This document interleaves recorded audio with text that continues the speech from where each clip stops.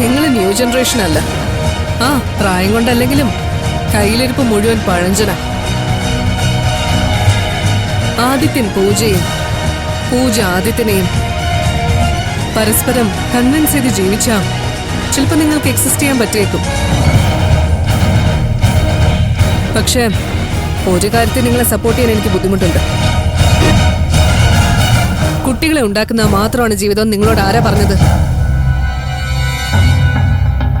പ്രായത്തിന്റെ എക്സ്പീരിയൻസ് അല്ല, ഈ ഒരു ചെറിയ കാലത്തെ പ്രാക്ടിക്കൽ നോളജ് വെച്ച് ഞാൻ പറയാം, ഈ കുട്ടിയാണ് നിങ്ങളുടെ ജീവിതത്തിലെ ഏറ്റവും വലിയ ഭാരം.